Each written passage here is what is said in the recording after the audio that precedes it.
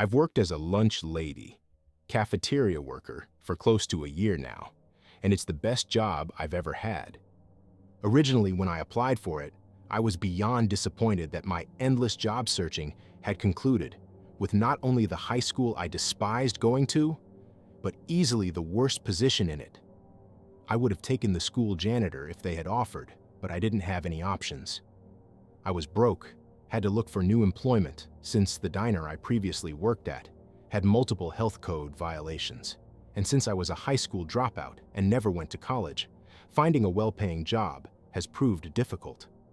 Normally, a school cafeteria position requires a high school diploma, but thankfully, due to my experience in the food service industry and the fact no one else applied, I got the position the next day. To say it was a rough start would be an understatement. The pay was insulting, but I couldn't exactly argue. And the constant bitching and complaining from the kids not liking what I poured blood, sweat, and tears into made an already miserable workplace unbearable. And they never tried to hide their disdain for my food, purposefully throwing away leftovers in the garbage bin closest to me, knowing that I'd see it, poking and prodding the dish like dissecting a frog in science class. Don't even get me started on the kids who ask for a vegetarian alternative. I could have just given them the fake hamburger meat that's 90% plastic and whale shit. But I chose to make them actual good meals, like chicken quesadillas or some of my famous family chili. But it meant nothing. I've never received so much as a single thank you. And experiencing all this in the school that made my life hell was salt on the wound. Walking through these halls all these years later, 5 days a week, and interacting with the offspring of the parents I had to deal with in my years here, is a feeling of anger I can't put into words. I searched for new jobs every day, set up meetings and everything, but I'd always end up in the same spot. I got some enjoyment though. The rare school fight here and there would give me solid entertainment. Kids caught with weed or other drugs getting expelled would be a highlight of any day. And seeing the athletic students get all depressed when the gymnasium was closed for construction gave me pure joy. But besides the occasional smoke break and the fact that I work by myself, this was the lowest I'd ever been. I believed this endless cycle of disappointment would never end. Until one great day, my alarm didn't go off, so I had to rush into work. Unfortunately, it was Friday, chili day. I usually come in a little early because it takes a long time to make, and I didn't have any alternative meals to make since it was the last day before the weekend. I began preparing the chili and side dishes like corn dogs and fries as quickly as possible. Dicing the tomatoes and onions, putting it all in the pot when I suddenly realized I was bleeding. I must have cut myself while dicing the onions and somehow not notice. Most of the blood was contained in the disposable glove, but a considerable amount of it had already made it onto the onions and into the chili. But I didn't have any time. I cleaned my wound, put on a Band-Aid, and replaced my gloves, praying that I could finish the chili in time, and that my one little mistake wouldn't be noticed. I finished not a moment too soon, and nervously started serving it.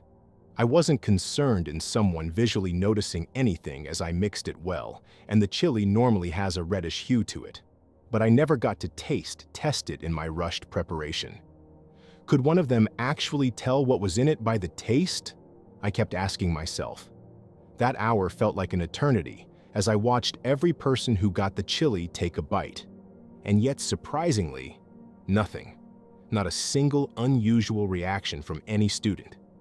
My fear began to subside. I was safe. My job was secure. And no one knows what happened.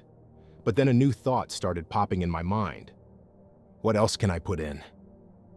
The excitement and intrigue that question created took over my mind that entire weekend. And for the first time in my life, I was excited to go to school. While I was walking to my car, I stepped on an ant. Giddily scraping it off my shoe and into a napkin, I put it in one of the chicken quesadillas. I served it to a student, and watching as he took bite after bite was better than watching any movie in the cinema. And yet that same question kept nagging at me. What else can I put in? Over the coming weeks, I started introducing more and more secret ingredients into the meals, getting bigger and bolder every time. And I was smart about it too, only putting in things that would match the food. Putting a rat's tail in mac and cheese would be pretty obvious.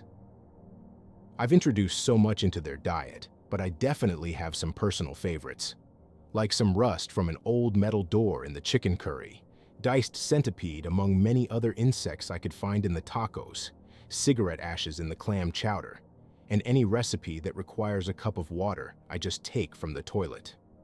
Only small amounts though, small enough not to be noticed, and not enough to make most of them sick.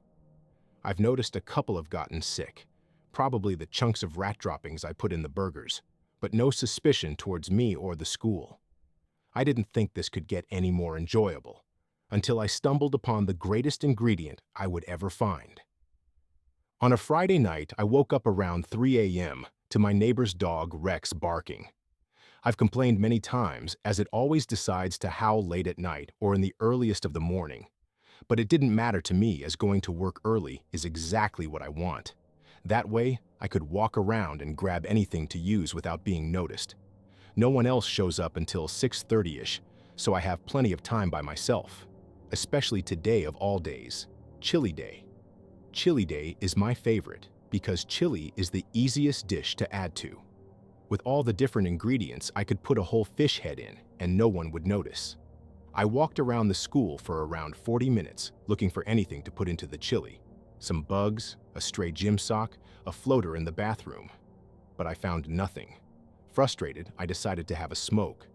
The gymnasium has been under construction for the past month, but I decided to go through it as it's a quick shortcut to the parking lot from where I'm at. I started walking through when I was hit with an atrocious smell. Maybe an animal died somewhere, or a student forgot some food and left it out to expire. Either way, I knew what I wanted to do with it. Using the stench as a guide, I walked around the gymnasium when I started closing in on a bunch of rolled up mats by the bleachers. They were rolled up and standing vertically, looking like a city skyline in the distance. As I got close to one, the thought of a dead animal possibly getting stuck inside made me ecstatic. It was pretty heavy, so I decided to just push it over to reveal whatever was inside. After a couple good pushes, it fell over, and I saw a large head of hair poking out. Did a fucking dog get stuck in here? I thought. I started pulling on it to reveal more, and as my eyes adjusted to the darkness, the clothes and body became clearer. It was a student. He must have gotten himself stuck on accident or some sort of fucked up senior prank. And because of the construction, and probably not being able to make enough noise, he was never found. Either way, I'm glad I chose to take the shortcut. I quickly ran to my car to grab my emergency blanket from my trunk, my box of air fresheners, and my spare sweater to use as a mask. Pulling him out of the mat, surprised by how heavy he was, I rolled him up into the blanket and carried him to the kitchen. I struggled to find a good place for him. The freezer was big, but someone could just stroll in, and I didn't have enough time to make him fit into one of the food bins. Thankfully, the plastic food bin I used for extra food storage was nearly empty, so I took the remaining food out, put the corpse inside with all 7 of my air fresheners, and started preparing the chili. I've never been more excited to create something in my life. Thinking of which pieces of him to use first filled my mind with endless possibilities, and I could definitely use him for weeks on end. There will be plenty of him to go around, and I couldn't wait. But then the principal came in, saying he was interested in how I prepare food, offering to help as he wanted to see the whole process. So, with him breathing down my neck, I just prepared the chili normally. It was too risky to put anything else in, so I just forced a smile on my face and had him dice the vegetables and put the barrel that I said was filled with extra food back into the storage room. For the first time in weeks, I hated making food. Watching the students eat the untainted food, while I knew what I could have added, put me right back into the first day of me working here. But I knew next week would be special. Over the weekend, I did research in preparing cow meats and other animals close enough to a human. Then did some minor research into the inner workings of an autopsy. Risky searches that wouldn't look great in court, but I didn't care. I was too excited. And while I was doing research, I actually saw the news report of the missing kid on the TV. I thought it was strange that they would report it now when he's been missing for a lot longer, but I'm just glad I found him first. For Monday, we had burgers and fries. Woke up at 3 a.m., welcoming Rex's barking, driving to work thinking of which parts to newly introduce to their palates. I started by defrosting all the beef. I would simply take one of his limbs, or half of one, and mix them into the meat and turn them into patties.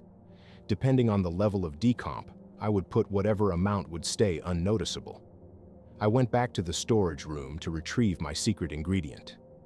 But when I opened it up, surprisingly, it wasn't the stench that caught my attention first.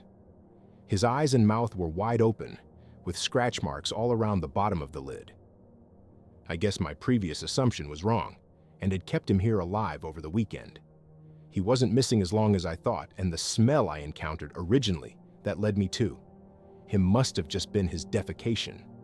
How he didn't wake up, or how I didn't notice he was still alive, is beyond me. But lunch is in an hour, so back to the previous plan. It was difficult to move him because of the rigor mortis. Learned about that in my research. But I just took his right arm and removed all the meat and discarded the bones, mashing them little by little into the beef and formed them into patties. The smell while cooking them on the grill was surprisingly good, almost made me consider taking a bite myself. And as the students started lining up, stretching forward their trays, I couldn't hide my happy attitude. Watching them devour the burgers, not knowing what and who was inside, made me realize just how lucky I was to be in this position, and how ungrateful I was in the beginning. Slowly integrating my friend in the barrel into their digestive tract over these past weeks has been the single greatest achievement of my life. And the best part is, only I get to know. It's been a couple weeks now. There's nothing left of him. I put the last bit of him into the chicken quesadillas yesterday, and now I'm struggling to get any sleep tonight thinking of what I can possibly replace him with. I didn't realize how lucky I was when I found him. It was perfect. He was perfect. I might not stumble upon such a lucky find ever again. But I think I just found another good alternative, as my clock strikes 3 a.m., and I hear my next volunteer for Chili Day.